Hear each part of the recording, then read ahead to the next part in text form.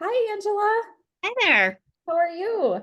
Great. Yeah, good to see Yeah, you. good to see you.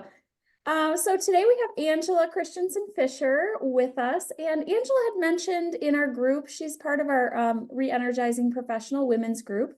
And she had mentioned that she had a career change this year, and I just thought, hey, let's get her on and see about what we can learn from her experience in that transition and see if it's helpful for any of you. So, Angela, so glad that you were willing to join us today. Yeah, of course. Happy to do it. Yeah, thank you. And tell us a little bit, Angela, just about your, kind of career path, I Mhm. guess, and then tell us where you're at and stuff like that. All right. So I have been a teacher and educator for 21 years now, all with the same school district, but I've tried several different positions within that. My very first teaching job, I was a high school Spanish and English teacher. Okay. Um, and I enjoyed Spanish for myself, but I never finished the teaching endorsement because it wasn't really the direction I wanted to go. It was where the job was. Yeah. Kind of got my legs under me and then transferred to another high school where I got to teach English and reading.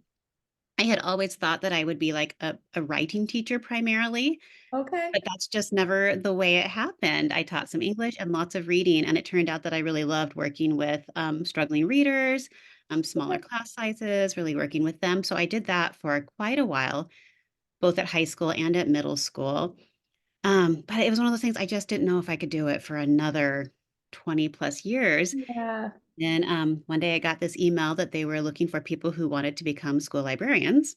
Nice. Okay. And I was like, oh, I feel like that might be it. So I mentioned it to my husband and my best friend, and they both had the same reaction. They both just kind of paused. And then they were like, that's perfect.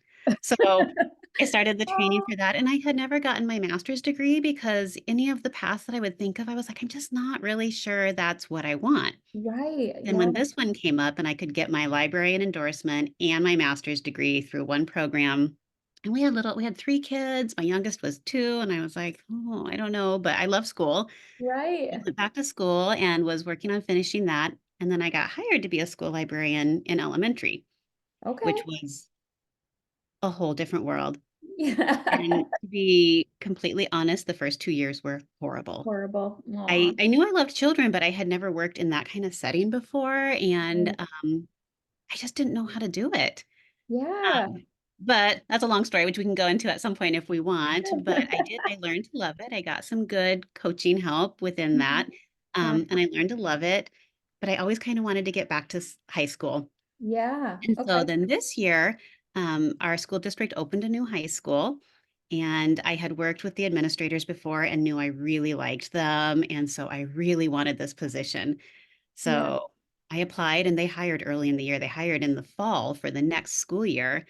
Um, Oh, so it was super nerve-wracking, but it was also great because I was at a point where I really liked where I was, but I also really wanted this new job. So it was kind of yeah. win-win.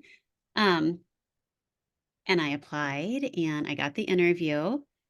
And then, a certain amount of time after, I got an email saying that they had narrowed it down to me and one other person. Okay. I had a few Hmm. more questions that I needed to answer about basically selling myself, like why should they hire me? Sure. Yeah. Um, and by this point, I really wanted the job. Yeah. Now So, you're on. not Yeah. only did I answer the questions, but I contacted a couple of my coworkers and I was like, would you be willing to write like one paragraph today that I Yeah. can send to them just as an additional reference? And said, I know you didn't ask for more references, but I have these two that were willing to write something for me. And I've Sure. always wondered if that's kind of is what put me over the edge was kind of taking that extra risk, like to show Yeah. that I really wanted it and to show how people felt about working with me as a school librarian.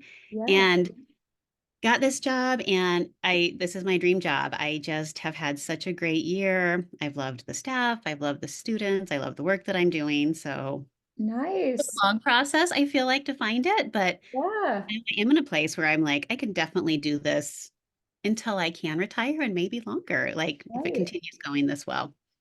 Yeah. And so, I think like I'm hearing so many things in here that you were close to this kind of dream career, right? You were in teaching, you were finding the right age, but it was like, it's not it. It's not it. And it was kind of like, well, maybe I should just stay here, right? But then maybe I should try something new. And then you tried the elementary librarian and it just wasn't it.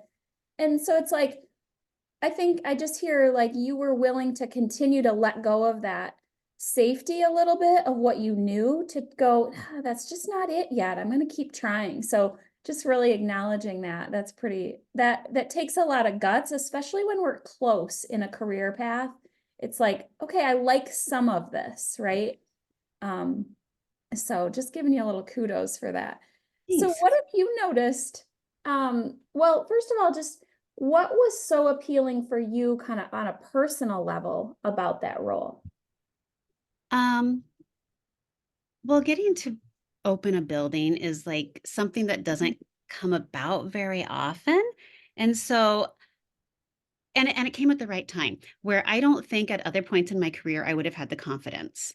Gotcha. Okay. But that opportunity came at a time where I was like, I am ready to take on this challenge, whereas I might not have been. So just kind of being aware of that, like this is the time to do this. I feel like I can. Got it. Um, and I've thought a lot this year about because I've never, this is the first job that I've really gone into it feeling confident.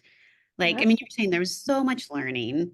Anytime Mhm. you change, even within the same career, change buildings, change administration, that's always a big change.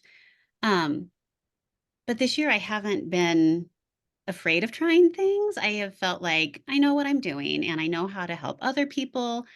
Um, so I was like, well, where did that confidence come from? It's not just experience, but I think I have learned so much through the Mhm. challenging positions. Yeah. And so I think that that's like the most important mindset is even when it's not perfect, like what can I learn from this that I can take with me? And then Yeah. I feel like that has really paid off now. Yeah, and I'm hearing like an inner trust in yourself too. That like learning to trust like wait, I've got a lot in here that I can offer and like stepping into that like role a little bit more. I'm hearing just because you have that trust in yourself too. Yeah, yeah, like being more comfortable as a leader and Yeah, both, definitely. and in my position, both a leader with the other staff and with the students. Yeah, definitely. I don't know if I Okay, really I answered the can see that. question that you asked. No, you did. You did. Okay. So tell me what have you noticed about just like your energy and mood now that you've shifted into this kind of dream job that you all of a sudden are in? It has been a huge shift as far as the day-to-day intensity of my work. Okay. Um, and I mean, I always said as a classroom teacher, the one thing it is never boring. Yeah. But it was always intense. It was sometimes super exciting, sometimes really Mhm. frustrating. Um, and I feel like that kind of day-to-day intensity in my current position is not there because in as a classroom teacher and as an elementary librarian, I was teaching 5 or 6 classes a day, helping with supervision, doing all the planning. Um, Right. and I have days now where it's kind of go, go, go all day, but it's not the same level of structure. It is a bit of a slower pace, I guess, for lack of a better word. Like it's Sure. more kind of problem solving as things come up Yeah. and working with other teachers to do lesson planning and things like that. So Got I it. feel like my overall energy has changed because I'm not as exhausted from the day-to-day Yeah. intensity. Hmm. Um, but it's also been kind of weird because I've always been go, go, go. When I have those days where I do have time, kind of like it's exciting because I get to be creative and dig into Right. research and stuff like that. But it took me a while to be like, what do I do with myself? Right. Um, and so I talked to some of the other secondary librarians and I was like, so what do you guys do on those days where you don't have a whole lot of things lined up? And Right. two of them said, took me a while to convince myself that it was okay to read at work, like to do professional reading, to read the books that we have in our collection. I was like, oh, that's fantastic. I can do that and get a lot out of it and then use that. Sure. So Yeah, you can refer better to the kids and you can also, obviously get your own learning from some of those professional pieces and stuff. Yeah. yeah, I'm at a pace where I feel like I can maintain it long term and not just be Mhm. exhausted like I have, which Yeah, that's certainly awesome. helps with my mood and I'm Yep. always pretty upbeat anyway, but you do get exhausted, and so I haven't had to deal with Right. that as much. Yeah, exactly. Well, what new exciting skills are you getting to learn in this new role? So I'll just preface this question by saying, like, I think we oftentimes get kind of a little bit scared of what we don't know for a position, but I always like to kind of reframe it a little bit about, like, what do we get to learn in a new position, right? Like our brains get energized by learning new things. And sometimes these new positions give us just that. So tell us what exciting things you're kind of getting to learn.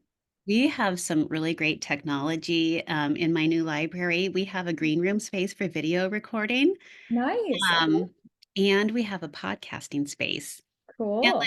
I mean, other than like little home videos, I don't have any experience with any of that. So it has been super exciting Right. learning about it. We had some Hmm. district people who came and did some training with us. And so I have a secretary, and Okay. that has been a whole learning curve too, because I have never had someone like that I've worked with before. Yeah. Um, Yeah. so yeah, getting to learn how to do the video stuff and then teaching the kids and watching them go with it. And then Hmm. the podcasting has been super fun. Again, learning how to do it in order to teach the kids. But then I also have been making book podcasts for our library website, Cool. which has just been super fun. It reminds me of things that I enjoy doing that I don't do often enough, like writing. Like I write my scripts for it. And so that has been very exciting to kind of delve back into some of that stuff that Yeah. I just didn't have the time before in different positions. So now Mhm. I'm getting to be creative and do those kinds of things that I really love and can share with Yeah. others. Yeah, and use those things that were values, really like important pieces of why you found your way into this to education in general.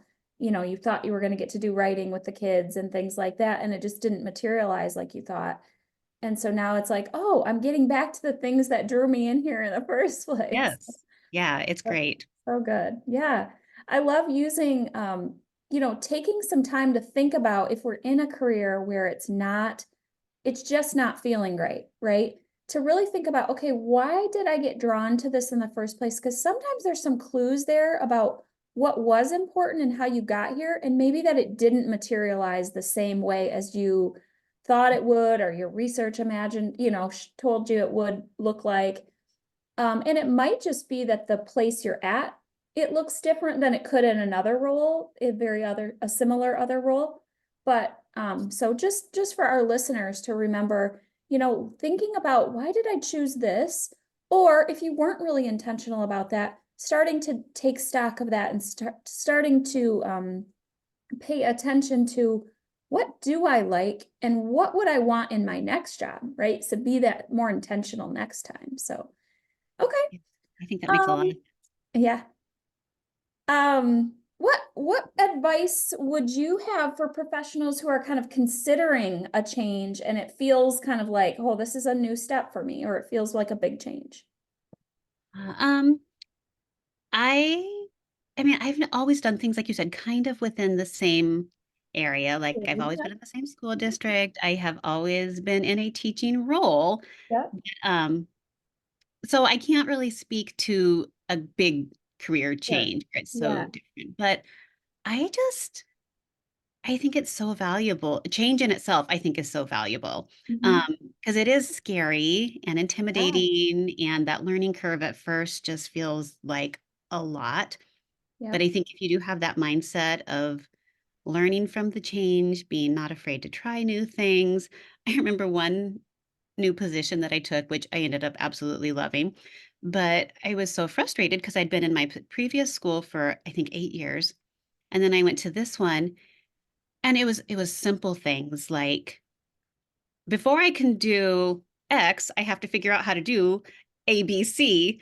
And it Right. was just like that adjustment of how this particular building works, how this particular staff works. Where do I Right. find the copy machine? Where's the coffee pot? Like Yeah. all those little things. Um, Yeah. but when you are in that, keeping in mind that it's kind of like having a new baby. That time feels so intense for a while, but it actually doesn't last very long. And you Right. settle in and find your way. And if you never do, then kind of like you said, thinking about why, like what is it about this environment that is not working for me? Yeah. And so what would I want to be different if I changed? Um, so I Yeah. guess, yeah, Right. Yeah, no, those are great. Those are great. All right, and let's see, anything else that you or any other kind of big impacts or even small impacts that you think this shift in general has had on you?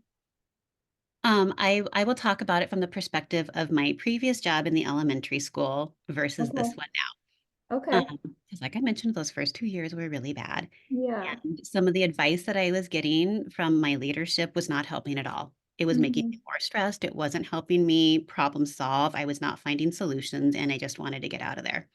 Um, Right. but then I got really kind of forced into getting some different help from some other librarians, like district librarian coaches. Um, Mm, and that was super helpful. They did give me the support that I needed and the advice to fix the problems and yeah. not just fight against it. So I think finding the correct support and the correct leadership to help me was really important. And then as I stayed on in that position, I learned everything I could from the other staff that were doing a great job. Yeah. I Mhm. listened all the time. I observed as much as I could. And, I would choose a couple people that I admired the work that they were doing, and I wanted to be more like them. And I really studied how they did it.